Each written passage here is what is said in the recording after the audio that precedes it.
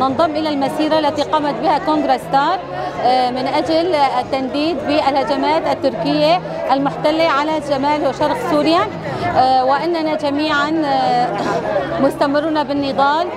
لمواجهة التحديات التركية والسياسة التركية الوحشية والفاشية، وخاصة في هذه الظروف وبعد وصول الرسالة السامية من القائد إلى شعبه، فقد أصبح لدينا تجديد في الصمود والنضال من أجل الوقوف في وجه الهجمات التركية والتصدي للسياسة التركية الوحشية. ناوي من سلام إبراهيم أرو أم هلو تبلي ماشي دبن أم ماشي بسنوفي ريشي دولته ترك لفبري ما يفوسان نبس سنة لفبري وفوسان همو قلان ريش دقي سيفين هنا بسلاح دلتنا أو مولي خودونا ريشي قلتو بران دقي وبيستو چار ساتا نهلي قلب سكنة نهلي أم بحسن هنا كيف أم دبيشن أي دولة ترك تشوش ما تخازي هيدي تقي إرادة قلنا بشكينة تجاري تنكن إرادة قل كردو حمو قل رجعوا بشكينة أم دبيشن أم شرمزار دقن وأم دبيشن هذا هكر يده هنا بردوام مكيش حتى ماشي هاي أمشي روستنا خي مخازن بارا خي روستنا مخازن أم ببين أم تجاري نكن ما بشكينة أم فينن بإرادنا أم شرمزار دقن دولة ترك إدي بس إدي أم عشتي دخازن أم ما في جلان خازن وأم دبيجن ونكن التجارة إرادة ما يقال كل مشكلة وأدبن سلافوريز وحرمان وأم رانا وسط حياني دلو بتخون تجمع دحية أم دبين أم تجاري نارا وسط.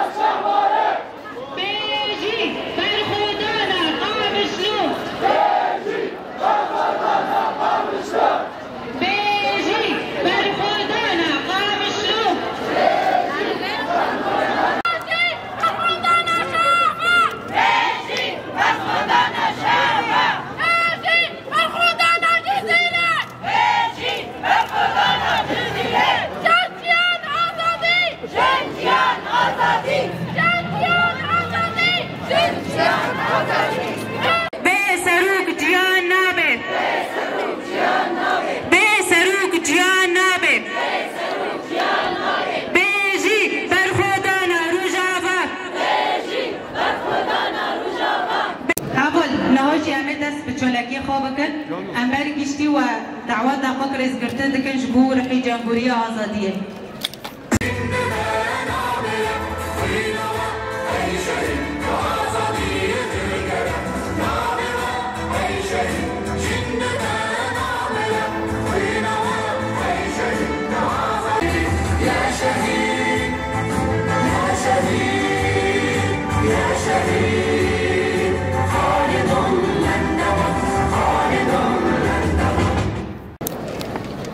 ای گله می هیجا گله می ولد پاريز دوستت ما سرنامه کنگراستاری حلب ام هیرو چالاکی خلدار دخیل سر استا تاخا شیخ مقصود و گله می شهبا و حلبه وکم دزانن اب چاروجن دولتا ترک ایری شیخا جاری گیدن سر گله ما دده مشاندن لسر حرما رجلاتا سوريا دي مشاندن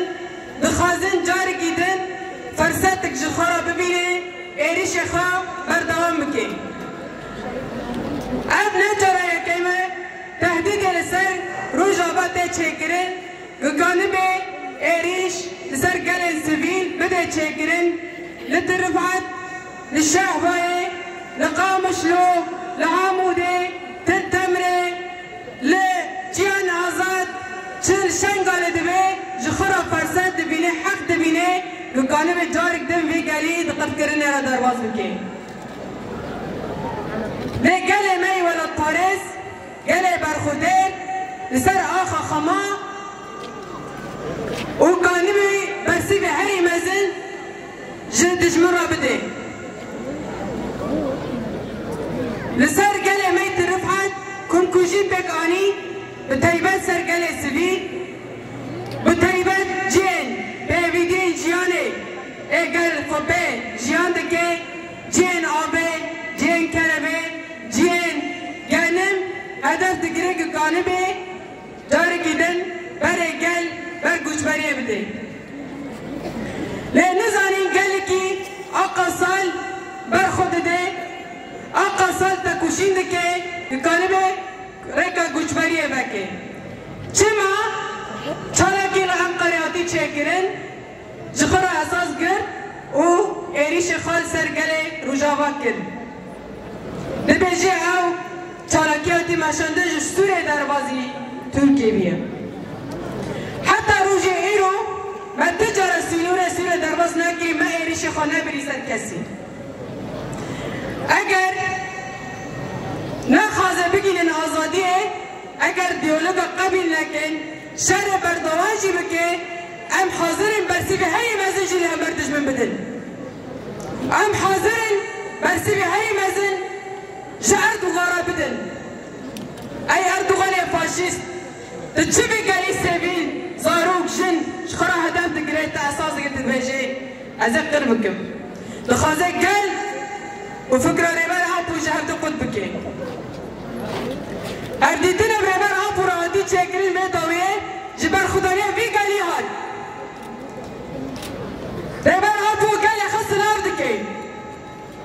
او جبال خدانية في قالي هاد ريبان هابو اقا سلطة كوشين دكي بار خددين لبيجي ويجي حاضر من جبال خدانية را ترى بيشي من هما غير بار خدانية اما برخو بدن اما ربر عفو جسدي نم خدا ببینن اوجش کده ملت مایه جکده برخودانی چپره تک کردن جخوی شهیدا اگوری جونه تمنی هری گران دیدن لسر بی اساسه ربر عفو کلی خسلاف کر اراده ما بشکینه برخودانی دیو شندن لبرچابی همین دنیا زانی ایو دبر خود دل روجاوا چارەسەری سوریه به چارەسەری روجاوا به چارەسەری وی گلی وری چیکرن اگر گلی کرد تنبه نتاو دموکراتیک تنبه تجارت چارەسەری سوریه نه چیکرن لبر وی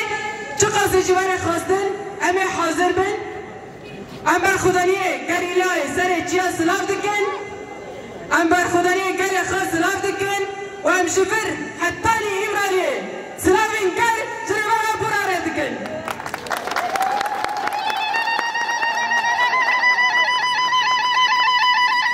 ام دیم بجی ربر آپا بجی گلی ولد پارس بجی برخودانیه گلی مک ام بفجوشه بفیزه بگینن آزادی ربر آپا یا جسدی بجی ربر آپا بجی ربر آپا بجی ربر آپا باسم مؤتمر الستار بحلب بداية تحية للشعب المقاوم في عموم روجافا. كما نعلم بعد لقاء القائد عبد الله أوجلان وإرسال سلامه لنا كان اللقاء عائلي تم من قبل ابن أخيه عمر أوجلان، لكن في طيات الرسالة قال القائد عبد الله أوجلان فلتكن المرحلة القادمة حقوقية وسياسية. هناك عمق في هذا الكلام يجب أن ندرك. قالها القائد التجريد مستمر، إذن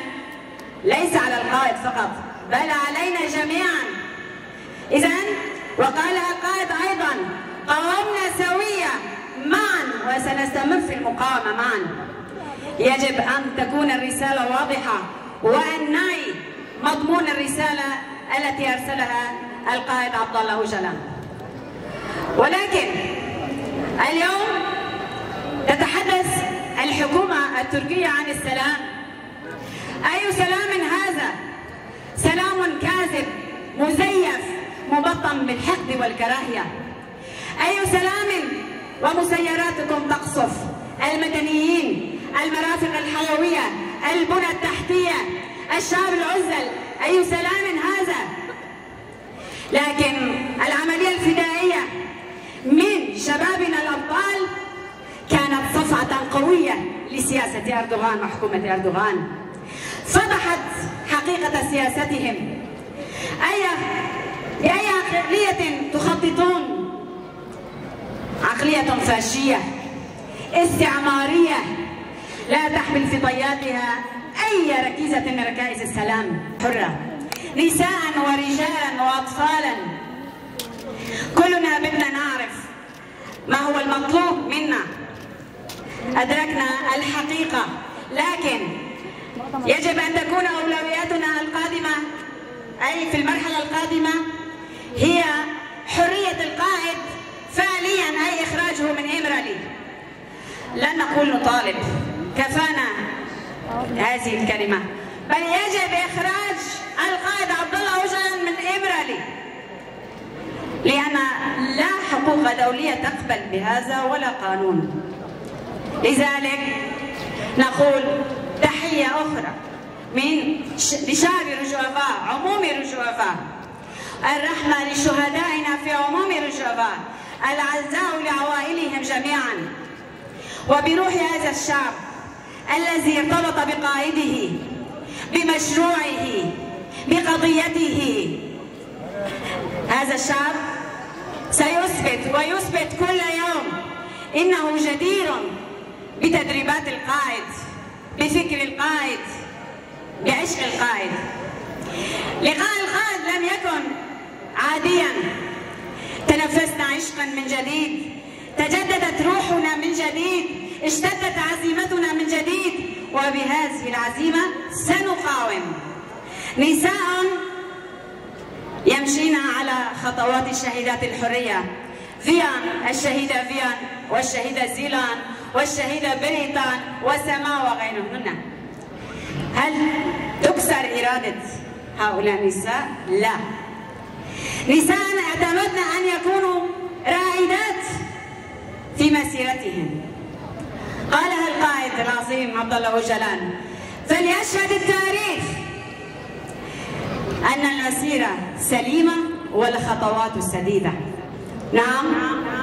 المسيرة سليمة، مسيرة تقودها الشهداء، مسيرة تقودها النساء، مسيرة يقودها الشيوخ والرجال، والخطوات سديدة وثابتة، لأنها بعمق حب القائد وارتباطنا بالقائد وعشق القضية. أخيرا تحية، ألف تحية للقائد عبد الله أوجلان، تحية لجبال الحرية، تحية لشعبنا العظيم، والرحمة لشهدائنا. بجيري برابو، بجيري برابو، بجيري برابو. إن الإنسانية تنحدر نحو الفناء بسبب الأعمال الوحشية التي تقوم فيها الدولة التركية، والانتهاكات بحق البشر والمواطنين والأطفال إن كانوا صغارا أم كبارا، والمرأة بحد ذاتها، وكل أعمالهم الوحشية والفاشية التي تنحدر بإسقاط الشخصية الكردية، وبإسقاط حق الحياة المعيشية، وبحق وحقوق وواجبات المتعلقة على الأهالي بحماية أطفالهم، كلها متمركزة على أن تنهار. ولكن بإرادة الشعب القوية وبفكر وفلسفة القائد سنواجه كل الانتهاكات، وسنحمي بلادنا، وكل المناطق المحتلة ستتحرر